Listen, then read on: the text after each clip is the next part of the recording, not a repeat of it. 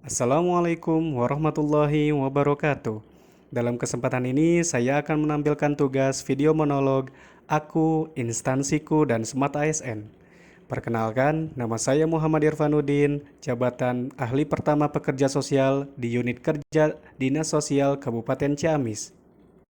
Dinas Sosial Kabupaten Ciamis beralamat di Jalan Tentara Pelajar Nomor 3 Ciamis yang memiliki fungsi perumusan dan pelaksanaan kebijakan penyelenggaraan urusan sosial yang meliputi pemberdayaan sosial, penanganan warga negara migran korban tindak kekerasan, rehabilitasi sosial, perlindungan dan jaminan sosial, penanganan bencana, dan Taman Makam Pahlawan. Selanjutnya adalah pelaksanaan evaluasi dan pelaporan, pelaksanaan administrasi dinas, dan pelaksanaan fungsi lain yang diberikan oleh Bupati terkait tugas dan fungsinya. Dinas Sosial Kabupaten Ciamis memiliki visi berjiwa sosial, profesional, dan tuntas dalam pelayanan, dan memiliki misi mengutamakan pelayanan kepada masyarakat (PPKS), memiliki tanggung jawab sosial yang tinggi dalam menangani klien, meningkatkan pengetahuan dan keterampilan di bidang profesi pekerjaan sosial, serta mendorong para PPKS untuk mandiri. Struktur organisasi yang dimiliki oleh Dinas Sosial Kabupaten Ciamis terdiri dari Kepala Dinas, Sekretariat, Bidang Pemberdayaan Sosial, Bidang Pelayanan dan Rehabilitasi Sosial, Bidang Bantuan dan Perlindungan Sosial, UPT, dan kelompok jabatan fungsional lainnya. Tupoksi jabatan pekerja sosial telah tercantum dalam Permen Pan RB nomor 33 tahun 2020 tentang jabatan fungsional pekerja sosial.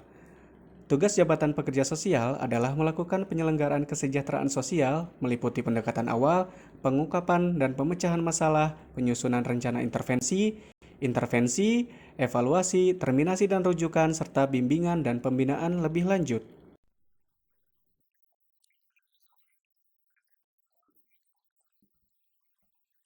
Standar pelayanan pekerja sosial telah tercantum dalam Permensos nomor 14 tahun 2020 tentang standar praktik pekerjaan sosial.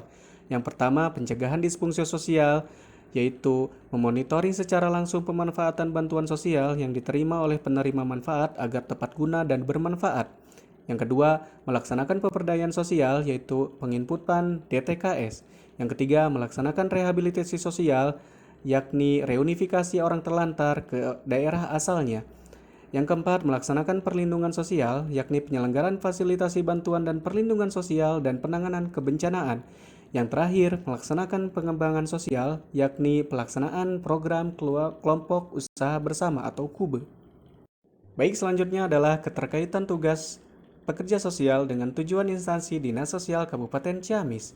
Yang pertama adalah mendukung terwujudnya visi Dinas Sosial dengan cara melaksanakan peran dan tugas serta fungsi pekerja sosial sejalan dengan visi Dinas Sosial Kabupaten Ciamis. Yang kedua adalah mendukung misi Dinas Sosial, melakukan pelayanan kepada masyarakat dengan berpegang pada kode etik pekerja sosial sejalan dengan misi Dinas Sosial Kabupaten Ciamis. Baik, yang selanjutnya adalah implementasi Smart ASN. Yang pertama adalah integritas. Pekerja sosial harus selalu bertindak secara konsisten antara apa yang dikatakan dengan tingkah lakunya sesuai nilai kode etik pekerja sosial. Yang kedua adalah berwawasan global. Masalah sosial dapat berubah-ubah sesuai dengan perkembangan zaman.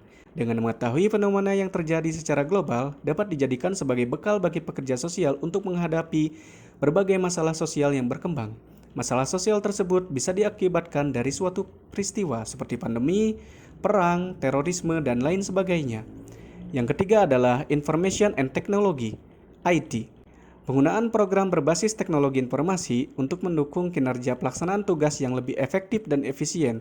Contohnya adalah penggunaan aplikasi 6NG, Sistem Kesejahteraan Sosial Next Generation, untuk mendata penerima segala jenis bantuan dari pemerintah. Yang keempat adalah bahasa asing. Perkembangan ilmu pekerja sosial dapat dieksplor secara lebih baik jika memahami bahasa asing seperti bahasa Inggris. Banyak referensi ilmu pekerja sosial dimuat dalam bahasa asing, sehingga menguasai bahasa Inggris dapat meningkatkan kompetensi guna mendukung kinerja yang lebih baik. Yang kelima adalah hospitality. Pekerja sosial dalam melaksanakan tugasnya bersinggungan langsung dengan masyarakat.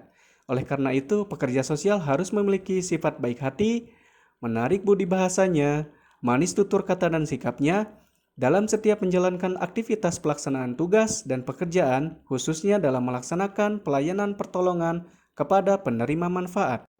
Yang selanjutnya adalah profesional. Pekerja sosial di lapangan seringkali mengalami dilema menyangkut dengan empati dan simpati yang hadir sebagai respon sikap dari kasus penerima manfaat. Namun hendaknya, rasa profesionalisme mesti dipegang teguh guna mengurangi kebiasaan dalam menangani suatu permasalahan yang dialami oleh penerima manfaat. Yang selanjutnya adalah nasionalisme. Salah satu prinsip yang mesti dipegang oleh pekerja sosial yaitu prinsip non-diskriminatif, yang juga sejalan dengan pengamalan Pancasila. Yang kedelapan adalah networking.